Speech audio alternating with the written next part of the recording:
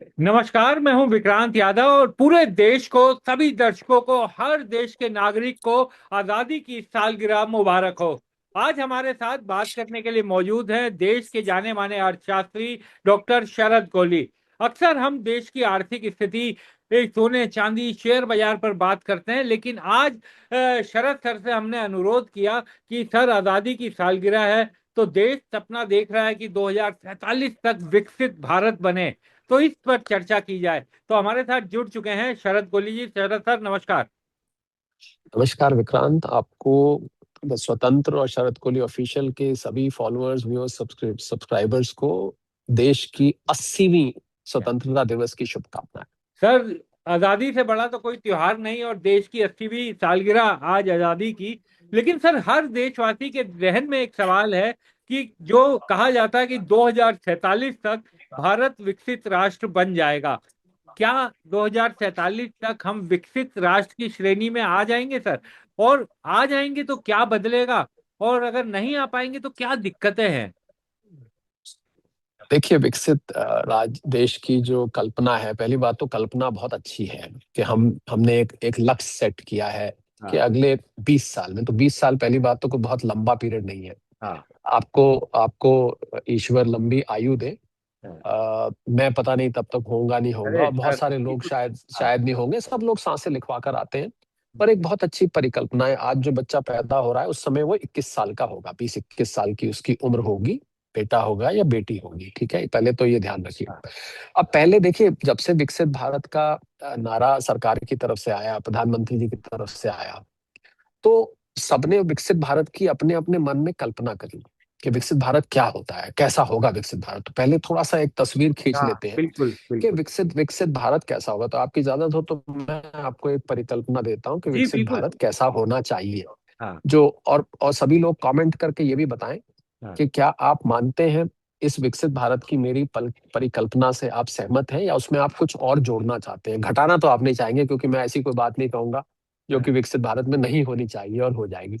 सबसे पहले मुझे लगता है कि विकसित भारत में जो बुनियादी ढांचा है, जो बेसिक इंफ्रास्ट्रक्चर है, हाँ। वो अप टू द मार्क होगा। मुझे पूरी दुनिया के विकसित हिस्सों में जाने का मौका मिला, एक दफा नहीं कई दफे।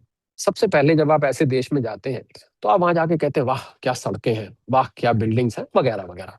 तो मुझे लग रहा है जो बेसिक इंफ्रास्ट्रक्चर है विक्रांत, हाँ सर। वो infrastructure up to the mark होना चाहिए। रेलवे स्टेशन हो, एयरपोर्ट हो, बस स्टैंड हो, बहुत सिस्टमैटिक तरीके से बने हुए, कहीं गंदगी ना हो, चारों तरफ सफाई हो। और हर नागरिक जो है वो अपने देश को, जैसे अपने घर को स्वच्छ रखता है, ऐसे ही वो देश को, सड़कों को स्वच्छ रखे, पहली बात। दूसरी बात, मैं जो विकसित भारत की कल्पना करता हूँ, जो मेरे लिए सबसे, ये तो बुनियादी ढांचा तो ये आंखों ने जो देखा, हम्म। जो आपको दिख रहा है जब आप किसी देश में जाते हैं। मेरे लिए जो विकसित भारत की परिकल्पना सबसे पहले है कि जो बच्चे हैं जो हाँ। आज की तारीख में पैदा हो रहे हैं, मुझे लगता है एक बच्चा पैदा होता है, वो गांव के एक गरीब घर में पैदा होता है। हम्म। गरीब घर में पैदा होता है, वहां तक तो ठीक है। पर जब वो स्कूल जाता है तो उसका स्कूल कैसा है? उसके स्कूल में ब्लैक बोर्ड नहीं है, उसके स्कूल में टीचर पूरा नहीं है, हम्म। पूरा अधूरे टीचर हैं। अगर 6 टीचर चाहिए तो 2 टीचर हैं। उसको पढ़ाई लिखाई के लिए किताबें पूरी नहीं है, उसके पास कंप्यूटर नहीं है, उसके पास एक्स्ट्रा करिकुलर एक्टिविटीज जो स्कूल में होती हैं वो सब सुविधा उसके पास नहीं है। बड़ी मुश्किल से बेसिक एजुकेशन वो लेके आ जाता है घर। यही एक बच्चा पैदा होता है, दूसरा बच्चा वो शहर में होता है। मैं उदाहरण ले लेता हूँ बंबई के, या मान लीजिए दिल्ली के बसंत कुंज में, गुड़गांव में कहीं स्कूल में वो पैदा होता है। और पैदा होके उसको एक एयर कंडीशन स्कूल में डाल दिया जाता है। वहां पर उसके लिए एयर एयर कंडीशन बसेस हैं उसको ले जाने के लिए, एयर कंडीशन स्कूल है। हम्म। उसके टीचर जो है वो विदेश से पढ़ के आए हुए हैं, हम्म। ठीक है। उसको किताबों की जगह उसको लैपटॉप दे दिया जाता है। हाँ। उसको एक्स्ट्रा करिकुलर एक्टिविटीज के लिए इंडस्ट्री में ले जाया जाता है, फैक्ट्रीज में ले जाया जाता है, ऑफिसेज में ले जाया जाता है। उनके यहाँ गेस्ट लेक्चर्स के लिए विदेश से एक्सपर्ट बुलाए जाते हैं, हार्वर्ड और ऑक्सफोर्ड के पढ़े हुए उनके यहाँ बुलाए जाते हैं, ठीक है। हाँ। अब ये बच्चा जब बड़ा होता है, इसने बहुत कुछ सुन रखा होता है, देख रखा होता है। उधर वो गांव का बच्चा बड़ा हो रहा है, इधर ये शहर का बच्चा बड़ा हो रहा है। वो बेचारा अपनी बुनियादी जरूरतों के लिए स्ट्रगल कर रहा है, और ये नए नए सपने देख रहा है कि मैं अमेरिका जाऊंगा, वहां बिजनेस शुरू करूंगा, मैं लंदन जाऊंगा, मैं बिजनेस शुरू करूंगा, मैं फ्रांस जाऊंगा, मैं जर्मनी जाऊंगा। मेरे पिताजी ने, ठीक है, घर के हालात एक तरफ है, उनको मैं अभी एक तरफ रख के चल रहा हूँ। पर बच्चे को शिक्षा में सामान्य अवसर मिलना मैं विकसित भारत का सबसे ऊपर सबसे लिस्ट में जरूरी, रखता हूँ। बिल्कुल सबसे ऊपर। क्योंकि क्योंकि बच्चे ने कुछ नहीं बिगाड़ा है।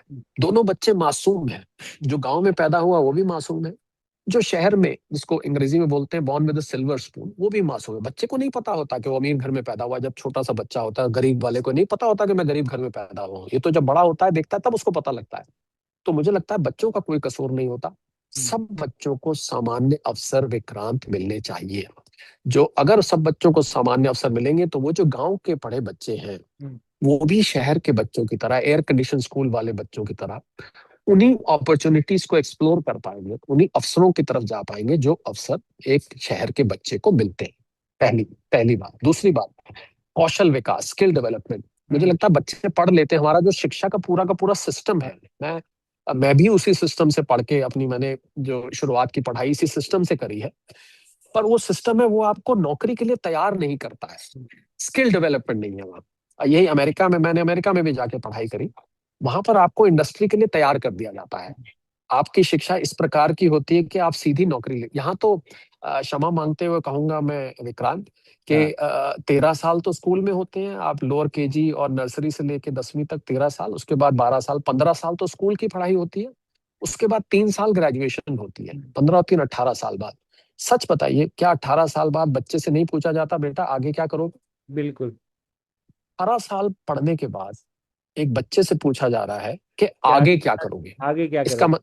तो आगे क्या कर, अरे भाई 18 साल मैंने पढ़ाई कर ली, तो मेरे लिए तो करियर तैयार होना चाहिए। हाँ मतलब आगे क्या करोगे का मतलब होता है कि अब आगे पढ़ाई क्या करोगे या आगे काम काज क्या करोगे। ये हाँ दोनों ही सवाल नहीं बनते हैं।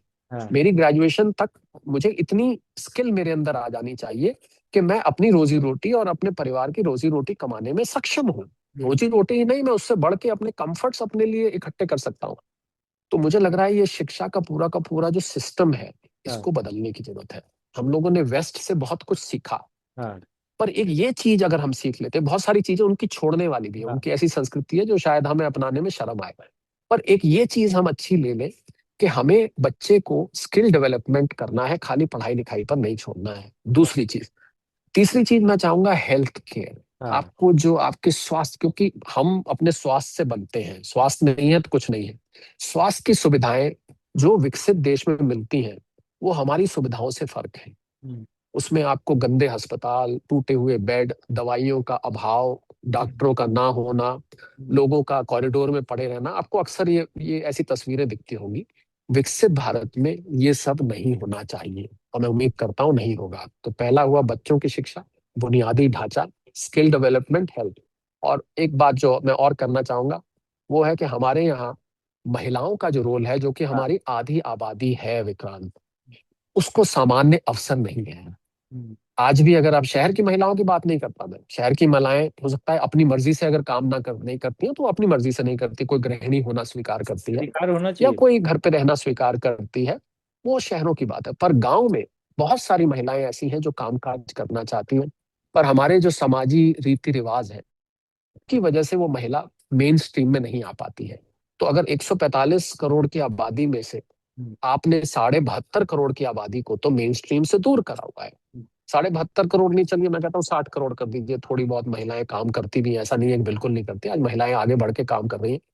जब तक महिलाओं को सामान्य अवसर नहीं मिलेंगे, जब तक महिलाओं के ऊपर से अत्याचार खत्म नहीं होगा, तब तक मैं समझता हूँ विकसित भारत सपना हमारे लिए दूर का बना रहेगा। तो ये मैं बहुत, और सोचिए अगर अभी आधी आबादी से आप विकसित देश, विकसित भारत हम बनना चाहते हैं, अगर बाकी की आधी आबादी भी साथ जुड़ जाए तो आप तो विकसित भारत बहुत जल्दी बन सकते हैं। ये मैं कहना चाहूंगा। और एक बात जो मैं और कहना चाहूंगा, जी। आपने देखी होगी कि हमारे देश में जो पूरा का पूरा गवर्नेंस का सिस्टम है, ऊपर सरकार बहुत एक्साइटेड रहती है, बहुत निर्णय लिए जाते हैं जनता के लिए, पर जो नीचे का मैनेजमेंट है, हाँ जिसको ब्यूरोक्रेसी कहते हैं हम, जो पूरा का पूरा प्रणाली काम करती है, जब सरकार जब निर्णय ले लेती है उसको लागू करने की जो प्रणाली है, वो प्रणाली मुझे आज भी सुस्त दिखाई देती है विक्रांत। अच्छे निर्णय ऊपर लिए जाना काफी नहीं है। उस निर्णयों को जमीनी तौर पर जिन लोगों के लिए लिए गए निर्णय, उन लोगों तक पहुंच पाना की जरूरत है। मुझे लगता है विकसित भारत जब होगा, जब ऊपर लिए गए निर्णय लोगों के लिए उन तक तुरंत पहुंचेंगे, और बीच की जितनी भी पूरी की पूरी मशीनरी है, मैं यहाँ नाम नहीं लेना चाहता, ब्यूरोक्रेसी है, उसमें सिविल सर्विसेज आते हैं, उसमें बाबू आते हैं, ऑफिसर्स आते हैं, गेस्टेड ऑफिसर्स आते हैं, ब्लॉक लेवल ऑफिसर्स आते हैं, पंचायत सिस्टम से जुड़े लोग आते हैं, जो भी सुविधा जब तक वो गरीब तक पहुंचती नहीं है, तो मुझे लग रहा है वो। और दूसरी बात कि हमें अगर विकसित बनना है विक्रांत, तो हमें मैन्युफैक्चरिंग को आगे बढ़ावा देना पड़ेगा। सरकार ने काम किया है, पीएलआई स्कीम आई है, पर वो काफी नहीं है। पीएलआई स्कीम काफी नहीं है हमारे लिए। आप चाइना जाके देखिए कैसे किया जाता है। मैं तब मेंटोर हूँ, मैं 200 से ज्यादा स्टार्टअप मेंटोर करता हूँ विक्रांत। और इसमें सिलिकॉन वैली से लेके, गुरुग्राम से लेके बैंगलोर तक ये स्टार्टअप्स हैं। कोई भी युवा, आज मैं जब उनको कहता हूँ कि आप एक मैन्युफैक्चरिंग का स्टार्टअप स्टार्ट करो, हाँ। तो युवा पीछे हट जाते हैं। वो अच्छा। कहते हैं इसमें वैल्यूएशन नहीं है, इसमें सरदर्दी बहुत है, या वो ये कहते हैं आके कि हम क्या बनाएं। मैं हम्म। समझ नहीं आता हम क्या बनाएं। तो मैं तो सीधा, जब चाइना से जो चीजें इंपोर्ट हो रही हैं उसमें से कोई एक उठा लीजिए, उसको यहाँ बनाना शुरू कर दीजिए। पर कोई यहाँ आगे नहीं आना चाहता। चाइना ने क्या किया है कि चाइना ने अपने लोगों को हाथ पकड़ के मैन्युफैक्चरिंग में लाया है। हाथ पकड़ के लाने से यहाँ मतलब क्या है विक्रांत, मैं बता देता हूँ। आपके अंदर सिर्फ मैन्युफैक्चरिंग करने की इच्छा होनी चाहिए। हाँ। अगर आपके अंदर मैन्युफैक्चरिंग करने की इच्छा है, तो बाकी काम सरकार करती है। जगह आपको देगी, हम्म। पैसा आपको देगी, नो हाउ आपको देगी, और हम्म। कई बार तो लोगों को ढूंढने में भी आपकी मदद करती है। मुझे लग रहा है सरकार को मैन्युफैक्चरिंग में हैंड होल्डिंग की जरूरत है। हमारी इतनी बड़ी आबादी, क्योंकि विकसित भारत की एक क्वालिटी होगी कि हम्म। यहाँ बेरोजगारी ना के बराबर होगी हम्म। विक्रांत। बेरोजगारी ना के बराबर होगी, बिल्कुल तो खत्म कहीं भी नहीं होती है, हाँ। विकसित देशों में भी नहीं खत्म हाँ। होती है। बेरोजगारी अगर हमें ना के बराबर करनी है, तो हमें मैन्युफैक्चरिंग को बढ़ावा देना पड़ेगा। और मैन्युफैक्चरिंग को बढ़ावा, जो अभी पॉलिसीज हैं उससे हमें कहीं आगे बढ़ चढ़कर पॉलिसीज लानी पड़ेंगी। सरकार को हाथ पकड़ पकड़ कर हम्म। युवाओं को मेन स्ट्रीम में मैन्युफैक्चरिंग में लाना पड़ेगा, क्योंकि रोजगार की समस्या वरना इस देश में सॉल्व करनी बहुत कठिन हो जाएगी। ये एक और विकसित भारत की मुझे पर, देखिए अगर मैं विकसित भारत की कल्पना करने लगूं, तो हाँ। शायद शायद 4 घंटे का भी वीडियो, पर इतना लंबा वीडियो ना कोई देखना पसंद हाँ। करेगा, और ना ही मुझे लगता है उचित रहेगा। तो हाँ। इसलिए मैं इतने पे रुकता हूँ। आगे आपने सर, पूछना है तो पूछिए, मैं क्योंकि मैं तो नहीं मैं तो चलता चला जाऊंगा। हाँ, मैं आपसे एक और चीज सर जानना चाहता हूँ। देखिए, ये सब कल्पना हम लोगों के होनी चाहिए, ये हो जाए तो बहुत ही अच्छा है। शिक्षा, स्वास्थ्य, ये सब चीजें। लेकिन सर, दुर्भाग्य तो ये है ना कि हमारे देश का 5-6% हम शिक्षा और स्वास्थ्य पर खर्च करते हैं। दूसरी बड़ी चिंता की बात सर, हमारे देश में जो ऊपर और नीचे में इतना बड़ा गैप है ना, और समय के साथ वो गैप बढ़ता जा रहा है। चाहे वो प्राकृतिक संसाधनों पर अधिकारों की बात हो, चाहे वो इनकम पर बात हो, चाहे वो मौकों की बात हो, अपॉर्चुनिटीज की बात हो। इतना गैप जो बढ़ता जा रहा है और समय के साथ वो घटने की बजाय और ज्यादा बढ़ रहा है। तो ये सब हिंड्रेंसेस नहीं है सर 2047 के विकसित भारत की अवधारणा में? देखिए, अमीरी और गरीबी का गैप, हम्म। इनकम और वेल्थ का गैप, मैं विकसित देशों में भी गया हूँ। हाँ। ऐसा तो नहीं है कि वहां भी कोई अमीर और गरीब नहीं रहते हैं। हाँ। ऐसे ऐसे, मैं न्यूयॉर्क, जो दुनिया का सबसे सबसे अमीर देश माना जाता है, सब कहते हैं सबसे ज्यादा बिलियनियर्स न्यूयॉर्क में रहते हैं। मैं लॉस एंजलिस भी गया, जो कहते हैं कि अमेरिका की सबसे डेवलप्ड स्टेट है। हाँ। वहां भी मैंने ऐसे इलाके देखे विक्रांत, जहां पर बहुत ज्यादा समृद्ध नहीं रहते, और हाँ। ऐसे इलाके भी हैं जहां पर बिलियनियर्स रहते हैं।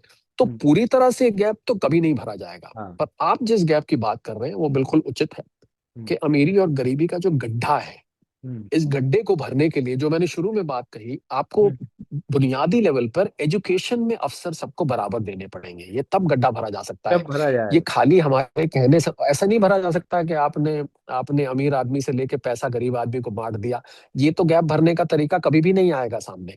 तो इसके लिए बच्चा जो आज पैदा हो रहा है, उसके लिए सामान्य अवसर जब तक नहीं मिलेंगे, एक शहर का बच्चा और एक गांव का बच्चा हम्म। जब तक बराबर पेडेस्टल पर, प्लेटफॉर्म पर नहीं खड़े होंगे, हम्म। इस अमीरी और गरीबी के गैप को आप नहीं भर पाएंगे। पर हाँ, ये जरूर है कि जैसे जैसे, अगर हम, पहली बात तो विकसित पहुंचेंगे अगर हम 8.5-9% की रफ्तार से बढ़ते हाँ। रहे, जीडीपी की रफ्तार से, हाँ। तब जाके कहीं पंक्ति में खड़े आखिरी आदमी तक इस विकसित भारत का, या इस तेज रफ्तार की ग्रोथ का फायदा मिलेगा। हाँ। हमें बहुत तेज रफ्तार से ग्रो करना पड़ेगा। हाँ। पर मैं ये मानता हूँ विक्रांत कि अगर हमने परिकल्पना भी करी है 2047। 2047 इसलिए रखा गया कि भाई हमारे आजादी के 100 साल हो जाएंगे। हाँ अब ये 2-4 साल आगे भी हो सकते हैं, दो हाँ चार भी हो सकते हैं, कोई ऐसे तीर निशाने पे लगे कि ठीक 100 साल हुए और कोई ऐसा स्विच ऑफ नहीं, हाँ स्विच ऑन नहीं होगा। ये लीजिए आज से विकसित भारत का स्विच ऑन हो गया, आज 15 अगस्त 2047 है। ऐसा नहीं होने वाला है, पहली बात तो मैं आपको बता दूं। हाँ हाँ, मैं मुझे लगता है हम वहां तक अगर 80% भी पहुंच जाते हैं हाँ तो हमारे लिए बहुत बड़ा अचीवमेंट होगा, क्योंकि ये इतना बड़ा देश है, इतनी ज्यादा आबादी है कि यहाँ पर किसी भी चीज को लागू करना बहुत ही कठिन काम हो जाता है। और दूसरी बात मैं करूं आपकी इजाजत से, जी जी अगर आप मुझे परमिट करें, हाँ कि जो यहाँ के युवा हैं भारत के, हाँ तो मुझे लग रहा है कि युवा 65% आबादी हमारी 35 साल से कम की है। हाँ और आप अभी थोड़ी देर पहले ऑफ द कैमरा जब मेरे से बात कर रहे थे, जी तो आपने मुझे कहा कि ये जो आंदोलन हो रहे हाँ हैं, बिल्कुल जेन अल्फा, जेन जी, इन्होंने अब अपने हक मांगने शुरू कर दिए हैं। हाँ इनको अब लगने लगा है कि हम अगर जिद पे अड़ जाएं तो हम अपने हक मान सकते हैं, और हाँ हमें अब अगर खुद नहीं देंगे तो हम छीन के ले लेंगे। हाँ इस तरीके की हाँ धारणा इनके मन में बनी है, और सफलता भी मिली जब से शिक्षा मंत्री ने इस्तीफा दिया। हाँ इनको लगा कि हमने तो बाल हट तो सारे जगत में मान रहे हैं कि बच्चा हाँ अगर जिद पे अड़ जाए विक्रांत, तो हाँ, अपनी जिद पूरी करवा के छोड़ता है। करवा जैसे लेते घर में ही अपने माता पिता से कोई चीज चाहिए होती है, तो मम्मी मुझे ये चाहिए, पापा मुझे ये चाहिए चाहिए, हैं। किसी भी हालत में चाहिए।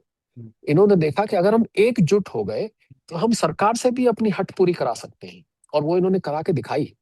तो मुझे लग रहा है कि अगर सरकार को आगे गवर्न करना है अच्छे से, तो पहली बात तो ये जो 65% आबादी है 35 साल से कम की, हाँ इनको साथ लेके चलना पड़ेगा। हाँ इसीलिए शायद प्रधानमंत्री जी ने कहा कि अपने मंत्रियों को कि भाई आप इंस्टाग्राम पे इंटरेक्ट हाँ ज्यादा हाँ। करिए, सोशल मीडिया पे ज्यादा करिए, प्रधानमंत्री रील जी ज्यादा खुद भी बनाइए। आजकल जिस रील प्रकार बहुत बना प्रधानमंत्री रहे जी ने खुद, हैं। हाँ हाँ जिस प्रकार उन्होंने खुद, क्योंकि इनसे कनेक्ट करने का यही तरीका है, इनसे आप लाल किले के प्राचीर से अभी प्रधानमंत्री जी ने जो भाषण दिया है, हाँ, वो बिल्कुल भाषण पूरे देशवासियों के लिए है। पर ये जो जनरेशन है, ये उस भाषण को थोड़ा सा कम सुनती है। हाँ इनके फोन पर जो रील्स आती है ना, ये हाँ उनको ज्यादा देखती है। हाँ तो मैं यहाँ आपके आज इस इंटरेक्शन के माध्यम से एक सलाह सरकार को देना चाहूंगा, और मैं हाँ उम्मीद करता हूं कि कहीं ना कहीं ये सलाह कोई ना कोई शेयर करेगा, शायद ये मोदी जी के कान में पहुंच जाए। नहीं भी पहुंची तो हम सलाह तो दे देते हैं, यूट्यूब पे हाँ तो पड़ा रहता है, सालों तक पड़ा रहता है, कभी ना कभी शायद पहुंच जाए। मैं सलाह ये चाहूंगा कि अगर आप ऐसे देश को गवर्न कर रहे हैं हाँ जहाँ की 65% आबादी 35 साल से कम, हाँ तो आपकी जो कैबिनेट है, जो हाँ गवर्नेंस का हाँ मॉडल है, उसमें भी रिप्रेजेंटेशन अगर 65% का नहीं तो कम से कम 50% का तो होना चाहिए। हाँ क्यों? क्योंकि घर में भी जब झगड़े होते हैं दादा दादी और पोते में, आजकल तो दादा दादी पोते छोड़िए, माता पिता और बच्चे में, हाँ तो कई दफे जनरेशन गैप में थिंकिंग आ जाती है। वो कहते हैं यार ये जनरेशन गैप है, ये बच्चे और तरीके से सोचते हैं, हम लोगों का सोचने का तरीका फर्क है। ये घर घर की कहानी है, मैं नहीं कह रहा हूँ। आप अगर घर में माता पिता से बात करेंगे तो उनके बच्चों की थिंकिंग और माता पिता की थिंकिंग की वेवलेंथ में फर्क दिखाई देता है, हाँ, जिसको हम जनरेशन गैप कह के दरकिनार कर देते हैं। यही होता है, या तो बिल्कुल माता पिता को माननी पड़ती है बात, या कई बार माता पिता डांट देते हैं, जहाँ बच्चे आज्ञाकारी होते हैं तो बच्चों को माननी पड़ जाती है। तो मुझे लग रहा है ये जनरेशन गैप गवर्नेंस में भी है, हाँ ऐसा मुझे नजर आता है। क्योंकि अगर कैबिनेट में 50% युवा की रिप्रेजेंटेशन हो जाए, हो क्या रहा है कि 55, हाँ 60, 65, 70, 75, 80 साल के जो गवर्न करने वाले हैं, हाँ वो गवर्न कर रहे हैं 65%, 35 साल से कम लोगों को। वो उनको अब समझ आप ही नहीं सोच पा रहे हैं रहे। मैं कि हाँ अब आप सोच रहे हैं कि जनरेशन वो अपनी तरफ से ठीक डिसीजन लेते हैं, हाँ जो जो ये सारे ज्यादा उम्र के हैं, ये हाँ ठीक डिसीजन लेते हैं अपनी तरफ से। हाँ पर जो जनरेशन गैप वाले लोग हैं, उनको डिसीजन कुछ और नजर आता है, ठीक जैसे घर में होता है। हाँ तो मुझे लग रहा है मैं मोदी जी को आज आपके आपके इस इंटरेक्शन से स्वतंत्र शरद कोहली ऑफिशियल से सलाह देना चाहूंगा कि हाँ आपको अपनी कैबिनेट रीशफल जब भी करें, मेरे लिए सारे मंत्री मान्य हैं, हाँ सभी मंत्री बहुत अच्छे हैं, मैं उनसे मिला भी हुआ हूँ, और हाँ बहुत अच्छा अपनी जगह काम कर रहे होंगे। हाँ हम उस पर कोई प्रश्न चिन्ह, ये कोई हाँ, पॉलिटिकल डिस्कशन नहीं है, कोई बिल्कुल, राजनीतिक बात नहीं है। मैं राजनीति से आता नहीं हूँ, ना मैं राजनीतिक बात करता हूँ। हाँ, मुझे लगता है कि मोदी जी को अपनी कैबिनेट को तुरंत, हम्म और खासकर इस आंदोलनों के बाद, हम्म उससे उससे क्यों लेते हुए हाँ फौरन अपनी कैबिनेट को रिशफल करके कम से कम आधी कैबिनेट 35 साल से कम लोगों की कर देनी चाहिए। हाँ उससे क्या होगा कि आपकी आपकी कैबिनेट में रिप्रेजेंटेशन उन लोगों का आ जाएगा हाँ जो लोग इस श्रेणी को रिप्रेजेंट करते हैं। वो लोग उनको बेहतर समझ पाएंगे, जल्दी समझ पाएंगे, अच्छे से समझ पाएंगे। और मैं ये नहीं कहता कि जो माननीय बुजुर्ग क्या हाँ है, वो उनको उनकी आगे की सोच नहीं है, मैं ये नहीं कह रहा हूँ। पर क्योंकि एक रिलेट करना होता हाँ, है। और अब फ्रेश आप फ्रेश दोस्त फ्रेश बनाते आइडिया हैं, लेके आएगा सर। हाँ बिल्कुल। देखिए कॉलेज के लोग दोस्त बनाते हैं, आपको मान लीजिए 22 साल का है, तो हाँ वो थोड़ी ना 62 साल वाले को दोस्त हाँ बनाएगा। हाँ क्या वो 62 साल वाले को दोस्त बनाएगा? क्या वो 55 साल वाले को दोस्त बनाएगा? एक्सेप्शंस हो सकती हैं, हाँ पर ज्यादातर हम उम्र के लोग ही दोस्त बनते हैं। हाँ तो आपको उनके साथ पड़ेगी, इस हाँ पॉपुलेशन के साथ दोस्ती चाहिए, दोस्ती गवर्नेंस नहीं चाहिए। ये हाँ लोग गवर्न करके नहीं मानते हैं, ये ऐसी हाँ जनरेशन है। और आप अगर मॉडर्न माता पिता से बात करेंगे ना विक्रांत, वो कहेंगे आपको, वहां भी एक पेरेंटिंग की सलाह देंगे कि आप बच्चे के दोस्त बन के रहो। आप जब कहते हैं पिता का बिल्कुल। जूता बेटे के पैर में आने लग जाए, तो उसको दोस्त का व्यवहार करना हाँ चाहिए, पिता का व्यवहार पूरा हाँ नहीं करना चाहिए। हाँ, तो यहाँ एग्जैक्टली सेम चीज वही गवर्नेंस सरकार के में भी साथ है। लागू होती है। तो मुझे लग रहा है कि मैं ये सलाह आज इसके माध्यम से देना चाहता हूं कि आप कैबिनेट को रिशफल करके युवाओं को मौका दें। इससे आपका विकसित भारत का जो सपना है वो जल्दी पूरा होगा, क्योंकि यही लोग भारत को ले जाएंगे। भाई जो आज जो 65 साल का है, वो विकसित भारत में तो 85 साल का होगा, तो 85 साल में तो काम करना भी कठिन हो जाता है। कैसे हम, और 10 साल बाद वो 75 का होगा। तो हाँ मेरा कहने का मतलब ये है कि आपको विकसित भारत में ले जाने के लिए थोड़ी फ्यूचरिस्टिक सोच ज्यादा युवा की होगी, क्योंकि ये उम्र का तकादा है। बिल्कुल। बड़ी सीधी सी बात है, हाँ ये उम्र का तकादा है। तो ये मैं एक सलाह देना चाहता था। बाकी विकसित भारत की परिकल्पना तो मैंने जैसे कहा, मैं घंटों इस पे बोल हाँ सकता हूँ। मेरे पास क्योंकि मैं अर्थशास्त्र की दुनिया से आता हूँ, हाँ मेरे पास इतने मुद्दे हैं कि विकसित भारत ऐसा होना चाहिए, विकसित भारत वैसा होना चाहिए। अच्छा, मेरे पास इसलिए भी ज्यादा है हाँ क्योंकि मैंने सारे विकसित देशों का भ्रमण किया हुआ है। हाँ मैंने वहां पर देखा हुआ है कामकाज कैसे होता है, वहां पर कैसी दुनिया है, वहां पर लोग कैसे व्यवहार करते हैं, वहां पर सरकार कैसे व्यवहार करती है, लोग कमाई में कितना कमाते हैं, गरीबी है कि नहीं है, बेरोजगारी है कि नहीं है। तो इसलिए मैं तो इस पे बहुत बोल सकता हूँ, पर मुझे लगता है कि हम वीडियो को ज्यादा लंबा ना करें। आपका कुछ सवाल हो तो मैं जरूर जवाब दे के नहीं, बताऊंगा। मुझे लगभग सारी चीजें क्लियर हो गई सर। बच्चों के बारे में मैं जानना चाहता था, और बिल्कुल जो आपने सुझाव दिया है ना, वो केंद्र सरकार के लिए नहीं, मुझे लगता है कि हर राज्य सरकारों को भी अब ये लागू करना पड़ेगा। क्योंकि बिल्कुल बच्चे तो हर जगह बिल्कुल अपना बिल्कुल। अधिकार मांग रहे हैं, अब वो जवाबदेही भी चाहते हैं। तो जी। मंत्रिमंडलों में निश्चित तौर पर ऐसे युवा होने चाहिए जो उनकी तरह सोचे, उनकी तरह एक समझे और समस्या का समाधान निकाल सके। विक्रांत, क्षमा करें आपको टोक रहा जी। हूँ, मुझे शेक्सपियर मैंने अपने हाँ स्कूल में पढ़ी है। हाँ उसने एक बात बोली थी, थोड़ी शेक्सपियर की अंग्रेजी हाँ नॉर्मल अंग्रेजी से फर्क होती थी। ओल्ड ऑर्डर चेंजेथ, वो हाँ लोग CHANGETH लिखते, हाँ old order changeth, yielding place to new. तो हाँ मुझे लगता है जो भी बुजुर्ग लोग गवर्नेंस में हैं, बात ठीक कही आपने, खाली केंद्र सरकार नहीं, राज्य सरकारों में भी जो भी बुजुर्ग लोग हैं, मैं ये नहीं कहता सब रिटायर हो जाइए, आप मेंटर बने रहिए। हाँ पर आपकी गाइडेंस में आप एक युवा को मौका दीजिए, और मौका नहीं दीजिए खाली, हम्म, उसकी बात सुनिए भी। हाँ उसकी बात सुनिए, अगर वो कोई सुझाव दे रहा है कि ऐसा होना चाहिए, आप अपनी कसौटी पे उस सुझाव को कसिए, और आप देखिए कि इसमें कितनी जान है। सोशल मीडिया खंगालिए, ज्यादातर लोग क्या कह रहे हैं, इस आधार पर निर्णय ले। अगर खाली जो बुजुर्ग लोग हैं, मैं किसी व्यक्ति विशेष पे बिल्कुल इशारा नहीं कर रहा हूँ, हाँ कोई इसको अन्यथा ना ले। कोई भी बुजुर्ग मंत्री, कोई भी बुजुर्ग गवर्न करने वाला, इसको अन्यथा, अरे मैं सरकार की क्या बात करूं, ब्यूरोक्रेसी में देख लीजिए आप। हाँ जितने भी जो डिसीजन मेकर्स हैं, देखिए सरकार तो पॉलिसी बनाती है, उसको हाँ, इम्प्लीमेंट कौन करता इम्प्लीमेंट है? तो। ब्यूरोक्रेसी करती है।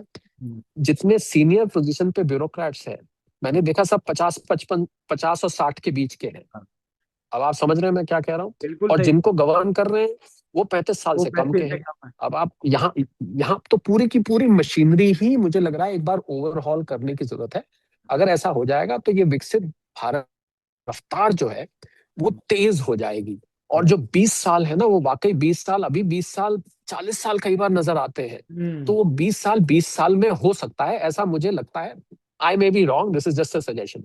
हाँ और चलिए। लोगों से, बल्कि मैं चाहूंगा कि लोग कमेंट करें, और हाँ कमेंट बिल्कुल। करके बताएं कि जो जो बातें हमने और विक्रांत ने बात करी है, विकसित भारत की एक परिकल्पना करी है। आई हाँ एम श्योर उसके अलावा बहुत सारी बातें हैं, वीडियो सीमित था, समय सीमित था, पर आप उसमें कमेंट करके बताएं कि आप इस विकसित भारत की परिकल्पना से सहमत हैं। क्या आप मेरे इस सुझाव से सहमत हैं कि हमारा जो गवर्नेंस है वो यंग होना चाहिए, कम से कम आधा तो यंग जरूर होना चाहिए। हम विमेन्स रिजर्वेशन बिल की बात करते हैं क्योंकि हमारी आधी आबादी है।